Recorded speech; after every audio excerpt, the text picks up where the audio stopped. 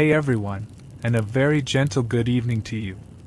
Tonight, we're dimming the lights on our modern world and stepping into the much deeper darkness of the past. We're going to wander the quiet, and sometimes not so quiet, streets of a medieval town, long after the sun has set. And we're going to accompany a figure who is often overlooked, a guardian of those sleeping hours, the medieval night watch. What exactly were they watching for, in a world lit only by fire and moonlight? You know, if you had to do their job today, with all our streetlights and security cameras, it'd probably feel a bit redundant. But back then, it was a whole different story, likely more tedious and a tad more unnerving than filing your annual tax return. Before we join their lonely vigil, if you find these quiet explorations of history a soothing way to unwind, perhaps consider giving that like button a gentle tap, or subscribing so we can continue to wander through these forgotten corridors of time together. I always find it so interesting to hear where you're listening from, and what time it is in your corner of the world, so please do share in the comments if you feel like it. Maybe you're already tucked in, with the city sounds outside your window, or perhaps the only sound is the soft rustle of leaves.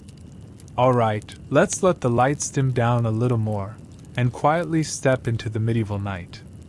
As dusk bled into true night, a profound transformation would come over any medieval town.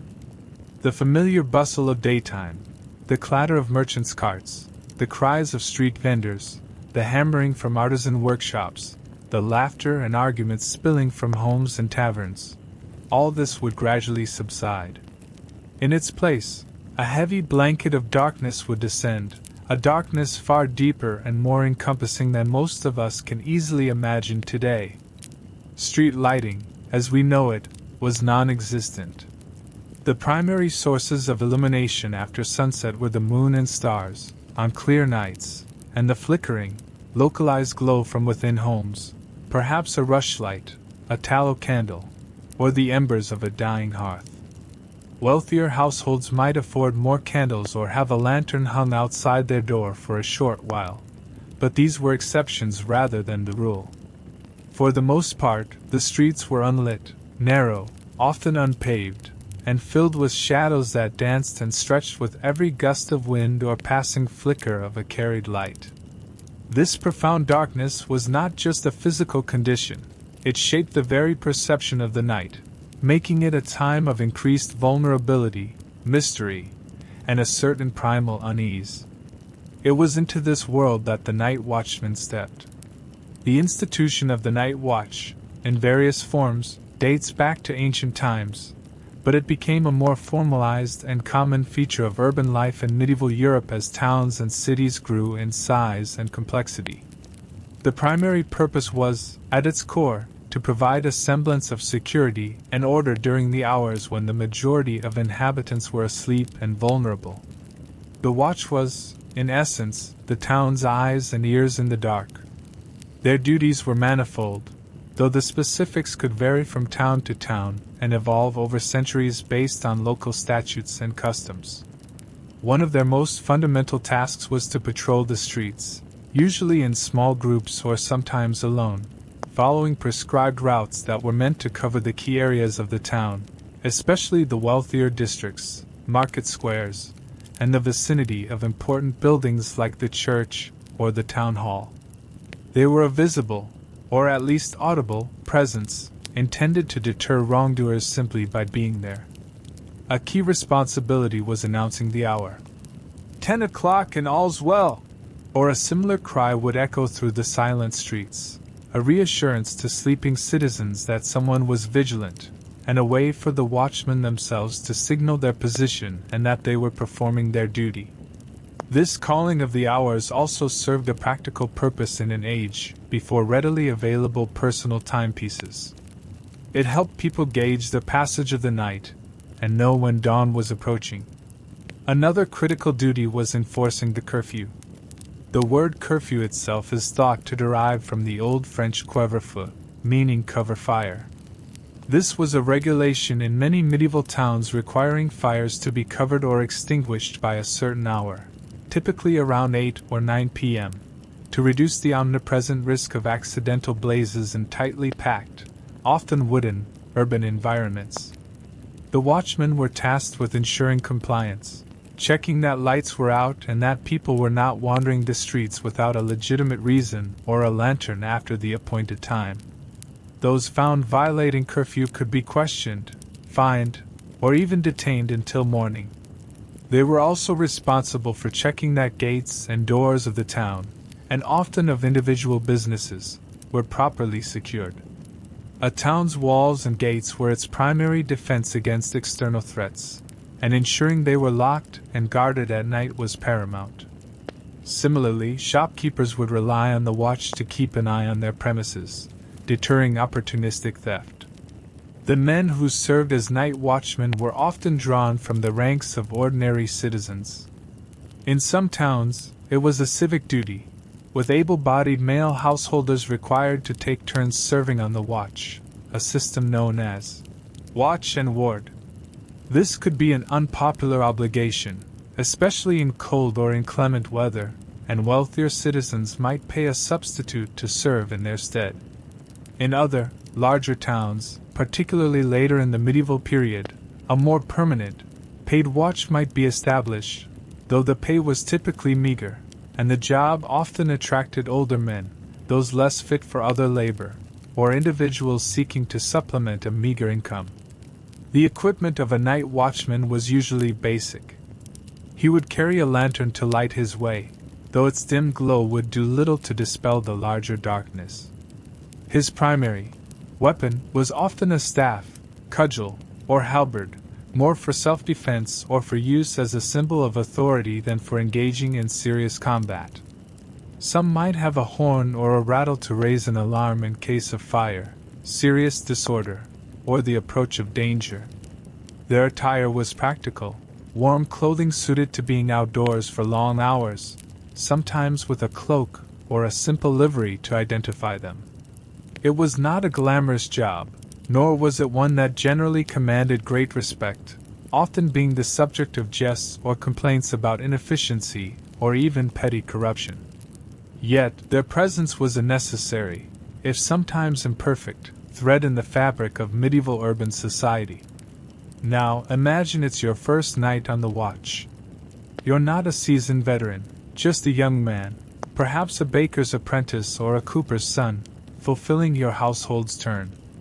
The captain of the watch, a grizzled older fellow named Thomas who smells faintly of ale and wood smoke, has given you a few gruff instructions: a heavy woolen cloak that seems to have seen 100 winters, a dim horn lantern whose flickering candle casts more shadows than light, and a sturdy wooden staff that feels awkward in your hand. The curfew bell from the church of St. Michael finished tolling an hour ago. The last sounds of respectable folk retiring for the night, the scrape of a wooden shutter closing, the clink of a door bolt sliding into place, have faded away. A chill wind, carrying the scent of damp earth and distant wood fires, snakes through the narrow, unlit street where you stand with two other watchmen, one old and wheezing, the other a burly blacksmith who seems half asleep already. "Right then, lad," Thomas grunts, his voice low. "Stick close, keep your eyes peeled, and don't go wandering off chasing shadows. Your main job is to call the hour loud and clear when I tell you, and to look for anything amiss." He doesn't elaborate on what amiss might entail, leaving it to your already overactive imagination. The darkness is almost absolute. Above, a sliver of moon offers little comfort, peeking intermittently through scudding clouds. The buildings on either side of the lane are dark, silent hulks, their timber frames creaking like old ships in the wind. The only light is the feeble glow from your lantern and Thomas's, casting long, distorted shadows that writhe and leap with every step you take. Your footsteps, and those of your companions, crunch softly on the uneven cobblestones, a sound that seems unnervingly loud in the profound quiet. Every rustle in a darkened alleyway, every distant dog bark, every creak of a tavern sign swinging in the breeze makes you jump. Your heart thumps a little faster than usual. You follow Thomas as he begins his slow, deliberate patrol. The air is cold, much colder than it was during the day, and you pull the rough cloak tighter around you. The smells of the medieval night are a strange mix. The lingering aroma of cooked meals from nearby houses, the musty scent of damp stone and timber, the occasional whiff of refuse from a poorly tended gutter, and the surprisingly sweet smell of hay from a nearby stable. You pass the darkened facade of the weaver's shop, its shutters barred tight. Further on, a baker's oven, though banked for the night, still radiates a faint warmth as you pass, a small comfort in the chill. Thomas pauses at a street corner. "All right, lad. 11 the clock, and all is well," he calls out, his voice surprisingly strong and carrying. You try to echo him, but your voice cracks a little, sounding thin and reedy in comparison. The blacksmith beside you lets out a snort that might be amusement. You feel a flush of embarrassment creep up your neck, even in the darkness. This is going to be a very, very long night. The silence that settles after the call is even deeper than before, broken only by the distant, mournful cry of an owl and the incessant gnawing of a rat somewhere unseen. You grip your staff a little tighter, peering into the inky blackness ahead, wondering what secrets and dangers this medieval night holds, and what exactly you're supposed to be watching for in this overwhelming, almost tangible darkness. Of all the dangers that haunted a medieval town after dark, fire was perhaps the most terrifying and indiscriminate. Towns were often a tinderbox. Buildings were constructed largely of wood, with thatched or wooden shingle roofs, packed tightly together along narrow streets. A stray spark from an untended hearth, an overturned candle in a moment of carelessness, or even deliberate arson could ignite a blaze that, fanned by the wind, could sweep through entire districts with horrifying speed, consuming homes, businesses, and lives.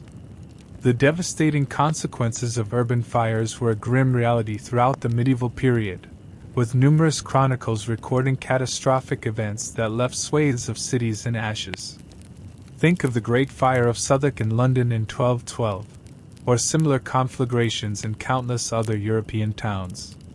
The enforcement of the curfew, the cover fire rule, was therefore not merely a matter of social control but a critical measure of public safety. The night watch played a crucial role in this. They were to be vigilant for the earliest signs of a fire, the smell of smoke where none should be, an unusual glow from a window, or the crackling sound of flames. Raising the alarm quickly was paramount. A watchman discovering a fire would use his horn or rattle, or shout at the top of his lungs, to awaken the citizenry. Every able-bodied person would then be expected to help, forming bucket brigades from the nearest wells or river, or attempting to create fire breaks by demolishing buildings in the path of the flames, a desperate and often dangerous undertaking. There were no organized, professional fire brigades as we know them. The entire community had to mobilize. So, when a watchman peered into the darkness, one of his keenest senses was his nose, sniffing the air for that telltale acrid scent of burning that could signal disaster. He was, in effect, the town's first line of defense against its most dreaded inanimate foe. Beyond the threat of fire, the darkness also provided cover for human malfeasance. Crime, in its various medieval forms, was another primary concern for the night watch. Burglary was a constant worry, especially for merchants and wealthier householders. While medieval locks and shutters offered some protection, a determined thief, operating under the cloak of night, could still find ways to force entry.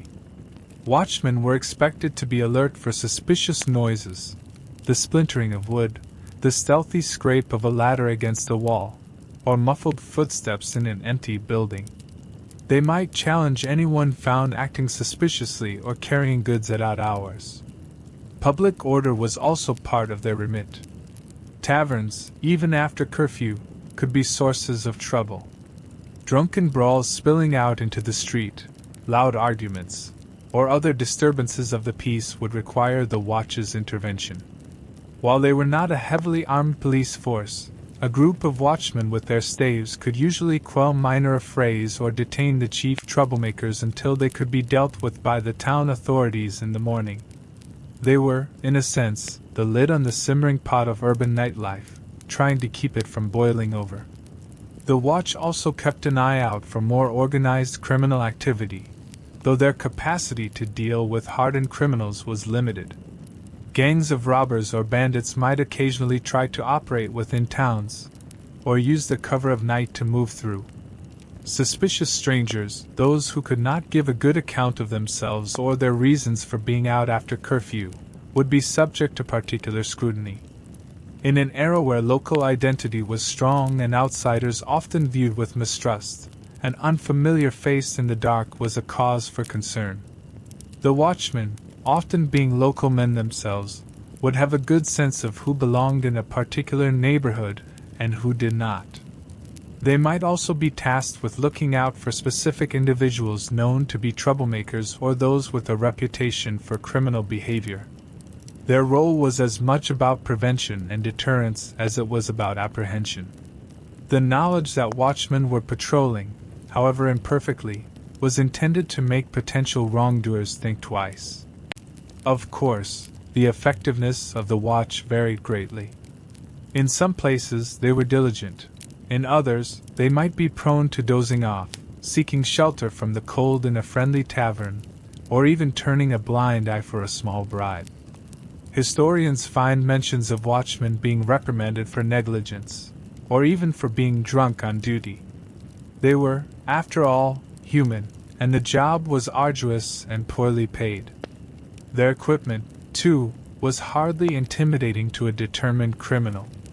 A staff or cudgel was little match for a sword or dagger if things turned truly violent. Their main weapon was often their numbers, however small, and the authority, however limited, vested in them by the town. Now let's return to your patrol with Thomas and the others. An hour or so has passed since the 11 o'clock call. The initial nervousness has perhaps subsided a little, replaced by a creeping chill and the beginnings of boredom. The routine is monotonous. Walk a few paces, pause, listen, then walk again. The feeble light from your lantern bobs ahead, creating a small, shifting circle of visibility in an ocean of blackness. Thomas, despite his earlier gruffness, seems to know every stone and shadow of these streets. He points out a loose cobblestone here, a recently repaired shutter there, his observations laconic but sharp. You're trying your best to emulate his watchfulness, your gaze sweeping the darkened doorways and narrow alleyways that branch off your route. The smell of wood smoke is a constant, but you're trying to differentiate it from the sharper, more alarming scent of something actively burning. Every so often, Thomas will stop and sniff the air like an old hound, his head cocked, listening intently. He seems to be teaching you without many words, his actions speaking louder. Suddenly, he halts, holding up a hand. "Sure, smell that?"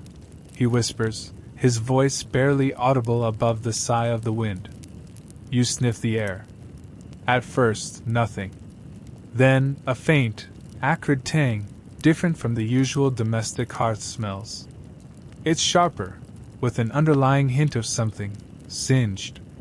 Your stomach tightens a little. Fire? Thomas is already moving, surprisingly quickly for his age, towards a narrow passage between a cooperage and a tall, leaning tenement. You and the blacksmith follow, your staves held ready, though you're not quite sure what you do with them. The passage is even darker than the street, hemmed in by high walls. As you round a corner, you see it, a dull orange glow emanating from a poorly secured window on the ground floor of the tenement, and with it, a stronger smell of burning, mixed now with the distinct aroma of scorched cloth. Thomas curses under his breath. Someone's left a candle too close to a curtain, I'll wager. He bangs loudly on the heavy wooden door with his staff. Hoy! Inside! Wake up! Fire! His voice is a roar now, shattering the night's stillness. There's a muffled shout from within, then sounds of confused movement. After what feels like an age, but is probably only a minute, the door creaks open, and a bleary-eyed man in a nightshirt, holding a sputtering candle, peers out. What is it?" he mumbles, clearly disoriented. The smell of smoke is stronger now, and you can see a faint haze in the room behind him. "Your window, man! It's about to catch!" Thomas barks, pushing past him.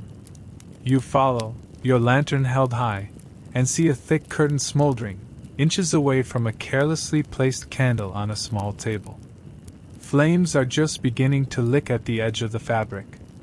The blacksmith, without a word, strides forward, grabs a nearby water bucket, thankfully half full, and douses the smoldering curtain with a splash.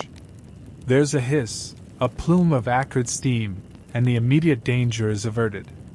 The room's occupant looks on, aghast, then stammers his thanks. Thomas gives him a stern lecture about carelessness and the curfew, his voice sharp with the residual adrenaline of the near miss. It's a small incident, quickly dealt with, but it brings home the reality of what you're watching for. A few more minutes, and this could have been a disaster. As you resume your patrol, the incident leaves you more alert, the earlier boredom dispelled. The streets seem to hold more potential menace, but also a greater sense of purpose for your presence.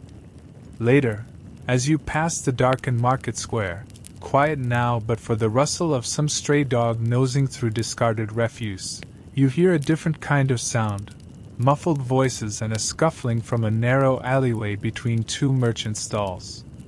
Thomas signals for silence again. He creeps forward, peering around the corner. You follow, your heart thumping once more. You see two figures, cloaked and hooded, struggling over a sack. One of them lets out a yelp as the other lands a blow. "Thieves!" Thomas mutters. He steps out. "Hold there! In the name of the town alderman, stand fast!" His voice carries authority.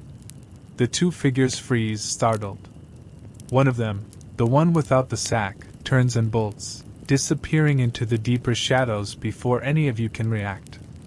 The other, encumbered by the sack, hesitates for a fatal second. The blacksmith, with a surprising burst of speed, is on him, tackling him to the ground. The sack spills open, revealing a collection of pewter tankards and a few loaves of bread, likely stolen from the nearby tavern or bakery. It's not a major heist, but it's a crime nonetheless.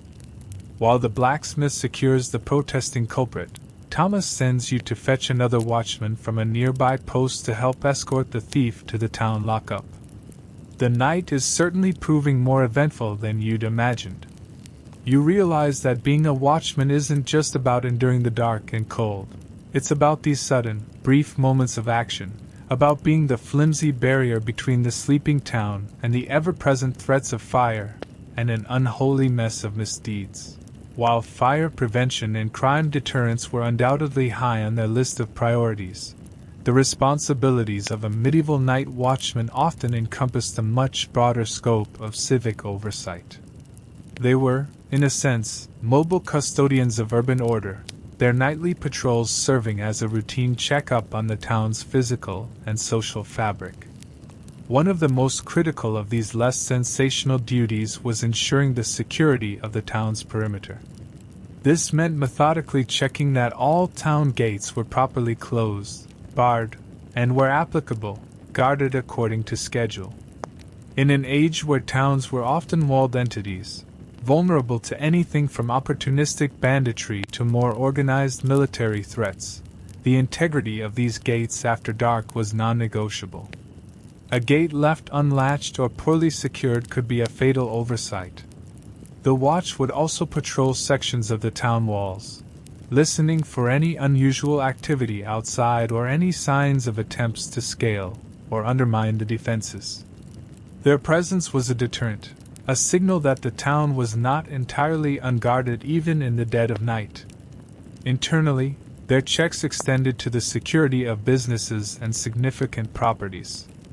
While they might not have had keys to every establishment, They would visually inspect doors and shutters of shops, warehouses, and guild halls, ensuring they were secured against break-ins. This was particularly important for businesses that might pose a fire risk if not properly managed, such as bakeries with their ovens, blacksmithies with their forges, or even breweries. Watchmen might be instructed to pay special attention to ensure that all fires in such establishments were safely banked or extinguished after hours. Sometimes they would have a list of specific premises to check more thoroughly. Imagine a watchman rapping on the shutter of a bakery long after midnight, not because of a suspected crime, but to have a sleepy word with the baker about the glows still emanating from his oven, a gentle reminder of his responsibilities. These were small acts of vigilance that could prevent larger problems. The night watch also often found themselves dealing with the less human elements of the nocturnal town. Stray animals were a common nuisance, and sometimes a danger, in medieval urban environments. Pigs, dogs, chickens, and even the occasional escaped cow could wander the streets, getting into refuse, causing minor damage, or even posing a tripping hazard in the dark. Watchmen might be tasked with rounding up these strays or shooing them away from sensitive areas. This might seem like a trivial duty, but runaway animals could spread disease, contaminate water sources, or simply add to the general disorder. The watchmen acted as a kind of ad hoc animal control, trying to maintain a semblance of hygiene and order in streets that were often far from pristine even in daylight. Then there was the matter of general public amenity and safety. A watchman on his rounds might be the first to notice a dangerously loose paving stone, a blocked drain causing a foul-smelling puddle to form, a section of a wooden bridge that had become rotten and unsafe, or a public well whose mechanism was failing. Reporting such issues to the relevant town authorities in the morning was part of their job. They were the town's nocturnal inspectors, their observations helping to ensure that minor disrepairs didn't escalate into major problems or hazards for the populace.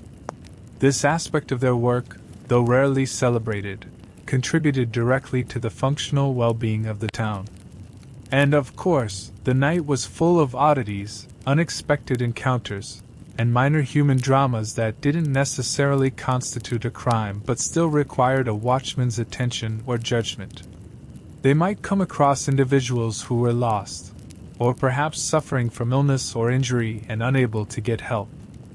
They might encounter people trying to enter the town after the gates were locked, perhaps legitimate travelers who had misjudged their journey time, or perhaps someone with less innocent intentions. Each situation would require a degree of discretion. A watchman might offer assistance to someone in genuine distress, or sternly turn away someone suspicious. They were also, in a way, the keepers of the town's nocturnal secrets, privy to sights and sounds that the daytime world never knew. They might hear the hushed arguments from within a supposedly sleeping house, see a furtive figure slipping away from an unexpected rendezvous, or encounter a scholar burning the midnight oil, lost in his books. Some of these encounters might be mundane, others tinged with a hint of mystery or pathos. There are even anecdotal accounts in some town records of watchmen reporting on what we might call unusual phenomena, strange lights in the sky, unexplained noises, or things that simply didn't fit the normal pattern of the night. While we might be tempted to dismiss these as superstition, for the medieval watchman, peering into an often impenetrable darkness, the line between the known and the unknown was perhaps a little more blurred.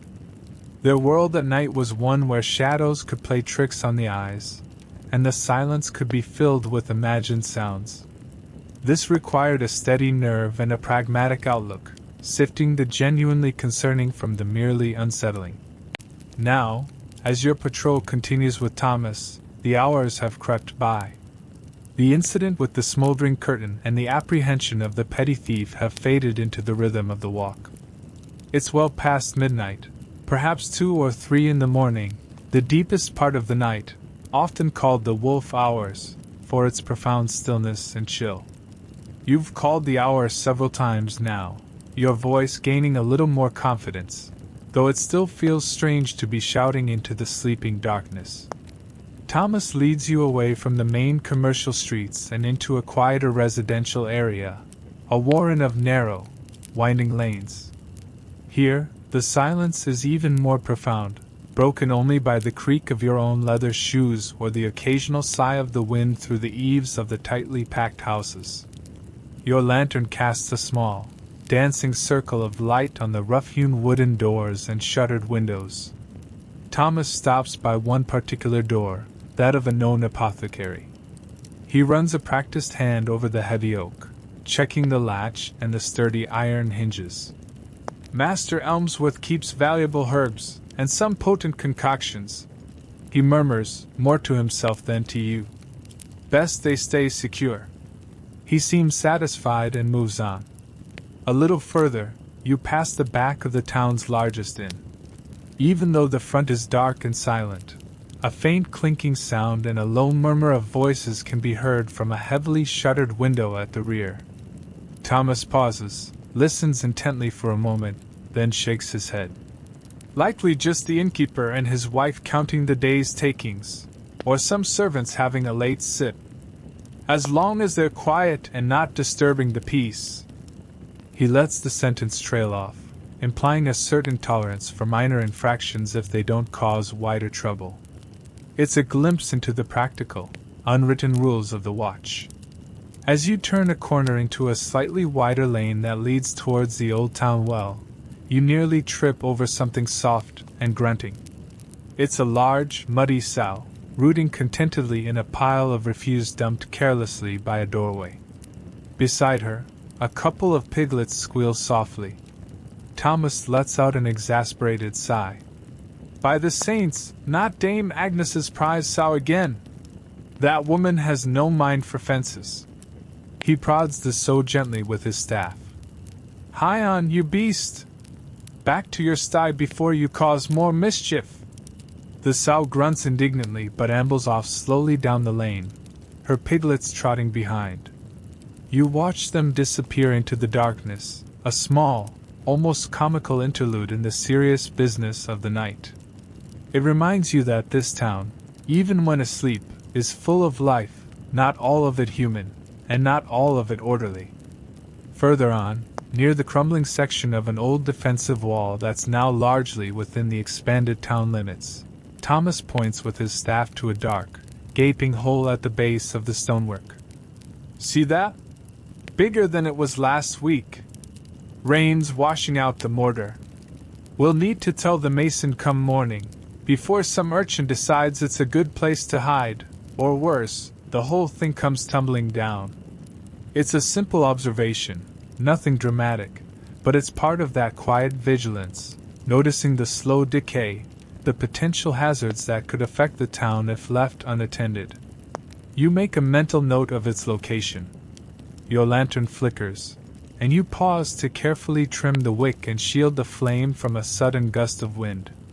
The simple act feels important, a small battle against the encroaching darkness. Suddenly, a sound cuts through the night, different from the usual creaks and rustles. It's a soft, rhythmic sobbing, coming from a dark alcove set into the wall of the parish church. Thomas motions for caution. You approach slowly, your staff held forward. Peering into the alcove, your lantern light falls upon a young woman, huddled in a dark cloak, her face buried in her hands.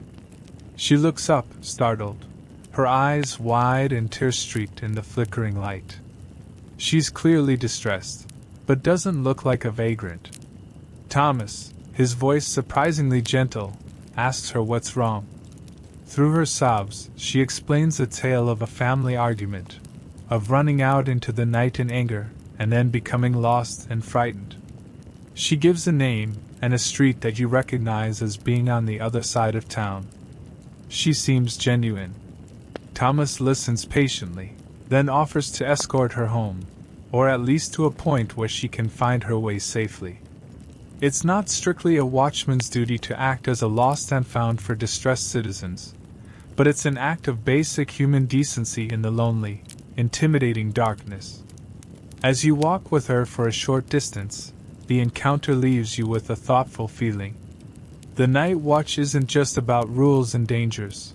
It's also about the unexpected threads of human stories that unravel in the quiet hours, stories you, as a guardian of the night, are uniquely positioned to witness, and sometimes, to help weave towards a safer conclusion. The life of a medieval night watchman, particularly for those who did it as a paid, regular profession rather than an occasional civic duty, was far from easy. The challenges were numerous and constant. Perhaps the most immediate and persistent was the physical discomfort. For a significant portion of the year, the nights were cold, often bitterly so. Imagine patrolling for hours in the damp chill of late autumn, the biting winds of winter that seemed to knife through even the thickest woolen cloak, or the raw, pre-dawn cold that settled just before sunrise. Shelter was often minimal, perhaps a brief respite in a small watch hut if one existed, or huddled in a doorway trying to escape a freezing rain or snowfall. Even on milder nights, the sheer fatigue of being awake and on one's feet for 8, 10, or even 12 hours, while the rest of the world slept, was draining. Sleep patterns were inevitably disrupted, leading to a kind of perpetual weariness. The darkness itself, while a cover for their patrols, also strained the eyes and could play tricks on a tired mind.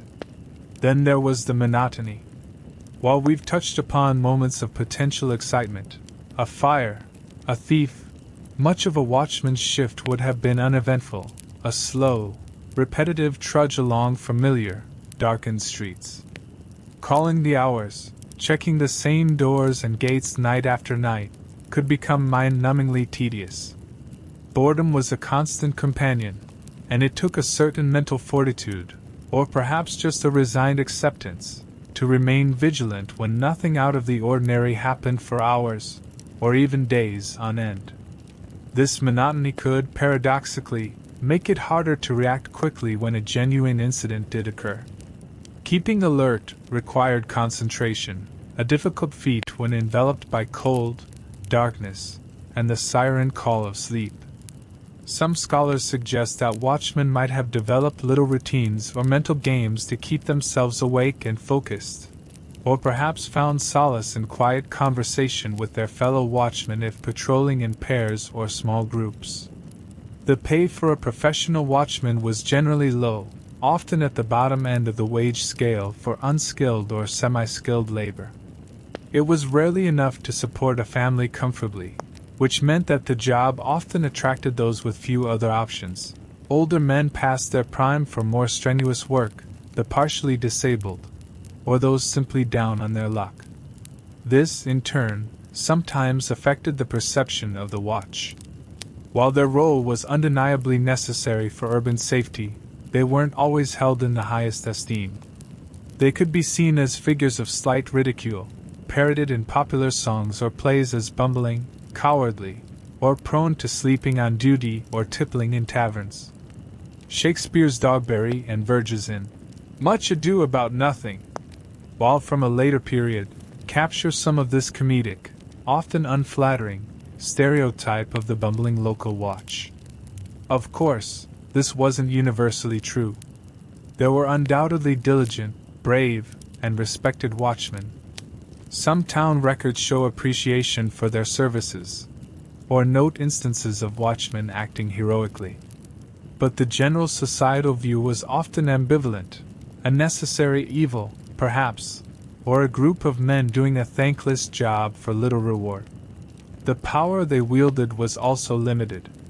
They could detain petty offenders, but serious criminals or well-armed gangs might easily overpower them. Their authority often relied more on the backing of the town's magistrates than on their own physical prowess or weaponry. Despite these challenges and the often equivocal social standing, the watch endured. They were a fundamental part of the urban landscape, a constant, if sometimes flawed, presence in the nocturnal life of the medieval town. Their work, however tedious or unglamorous, contributed to a sense of order and security that allowed citizens to sleep, if not always soundly, then at least with a greater degree of peace of mind than if the streets had been left entirely to the darkness and those who might exploit it. Their very presence, the sound of their hourly call, was a rhythmic heartbeat in the sleeping town, a reminder that even in the deepest night, someone was watching. Now, the night is truly old. You've been on patrol with Thomas for what feels like an eternity. The initial excitement of your first watch, the minor dramas of the smoldering curtain and the captured thief, have long since given way to a bone-deep weariness. The cold seems to have seeped into your very marrow. Your feet ache, your eyelids are heavy as lead, and the dim light of your lantern, which you've refilled once already, seems to mock the impenetrable darkness that still surrounds you. It's that deadest hour, perhaps 4 in the morning, when the night feels at its most oppressive, and dawn is a distant, almost mythical, promise. Thomas, though clearly tired himself, his face etched with lines of fatigue in the lantern light, plods on with a practiced endurance. The blacksmith, who earlier seemed on the verge of sleep, is now propped against the wall, his head nodding, his snores a soft rumble that Thomas pointedly ignores. You try to stay alert, but your thoughts drift. You think of your warm bed, of the smell of baking bread that will soon fill your master's shop. The silence of the town is almost absolute now, save for the occasional creak of a building settling, or the distant crow of a restless rooster, an overly optimistic herald of a dawn still some way off. 4 the clock, and a cold night, you call out, your voice hoarse and lacking its earlier, tentative enthusiasm. Thomas grunts in affirmation. He knows this hour well, the hour when vigilance is hardest to maintain. He walks a little slower now, his gaze still sweeping the shadows, but there's a subtle shift in his posture, a slight leaning towards the east, as if willing the sun to appear. You pass the great stone bulk of the cathedral, its stained glass windows dark and lifeless. Even the saints and gargoyles seem to be slumbering in the chill. The wind whispers around its buttresses, a mournful, lonely sound. You shiver, pulling your cloak tighter, the rough wool scratching your chin. The thought of another hour, perhaps 2, of this cold, dark, and silent vigil feels almost unbearable. You stamp your feet quietly, trying to restore some feeling to them. Every shadow seems to play tricks on your tired eyes, transforming familiar shapes into lurking figures, every gust of wind carrying imagined whispers. Then, almost imperceptibly at first, you notice a change. It's not something you see, not yet, but a subtle shift in the quality of the darkness in the eastern sky. It's no longer the flat, inky black of deep night, but a slightly less dense, almost bruised purple. A faint, almost ethereal luminescence is beginning to bleed upwards from behind the jagged silhouette of the distant hills beyond the town walls. Thomas sees it too. He stops, turning fully to the east, and a long, slow breath escapes his lips, visible as a plume of white in the cold air. He doesn't say anything, but there's a new alertness in his stance, a hint of anticipation. The blacksmith stirs, blinking groggily, sensing the change. Even the air itself seems to hold its breath. Slowly, agonizingly slowly, that faint glow intensifies. The stars, which have been your companions through the long, dark hours, begin to fade, their light dimming in the face of the approaching sovereign of the day. A pale, pearly gray begins to outline the rooftops, the church spire, the skeletal branches of the trees in the friary garden. Details you had forgotten existed emerge slowly from the gloom. The texture of the stone walls, the shape of a carved doorway, the glint of dew on a discarded piece of pottery in the street, all begin to reassert themselves. The world is being reborn, washed clean of the night's uncertainties. And then, the first true colors begin to appear, a soft blush of pink, then streaks of orange and rose painting the underside of the clouds. A bird, then another, tentatively tests its voice, a fragile, hopeful sound. The overeager rooster now crows with genuine conviction. You can feel a collective sigh rippling through the awakening town, even though most of its inhabitants are still abed. The oppressive weight of the night is lifting. The air, though still cold, feels fresher, cleaner, carrying the promise of a new day.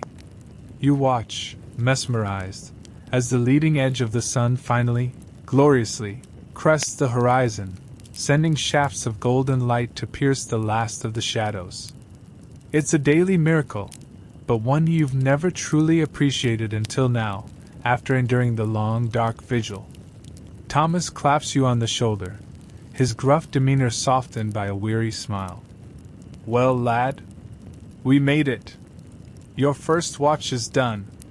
The relief that washes over you is immense, a warm flood that chases away the last of the night's chill and fatigue. The blacksmith is already stretching, grumbling about his stiff back but with a lightness in his eyes. As the town slowly begins to stir, a shutter creaking open here, the distant clatter of a milk pail there, the first wisps of smoke curling from a chimney, your role as a guardian of its sleep is drawing to a close. You were just one man, with a lantern and a staff, walking through the cold and the dark. But for these past few hours, you, and men like Thomas, were the unseen shield, the quiet watchers. It's a strange feeling, handing the town back to the daylight, to its daytime inhabitants. You feel a quiet sense of accomplishment, a tired pride. You've seen the town in its most vulnerable state and helped to keep it safe, in your own small way. The long, deep night has passed. The watchmen, those forgotten sentinels of the medieval darkness, have done their duty. Their calls, once so vital for marking time and offering reassurance, now fade into the quiet hum of history, like echoes in a dream. As the sun climbs higher, painting the ancient stones with warmth and light, the town awakens fully, its myriad activities resuming, its nocturnal guardians largely unthanked, already dispersed, seeking their own well-earned rest. The shadows they patrolled have retreated, shrinking back into the corners, awaiting the return of night. But for now, there is only the gentle light of a new morning, and the soft, steady rhythm of a world beginning anew. Let the peace of that dawning medieval town settle over you. The vigilance is over, the darkness has lifted. Imagine the quiet streets, now touched by the sun, the fresh morning air, the sounds of a community slowly coming to life.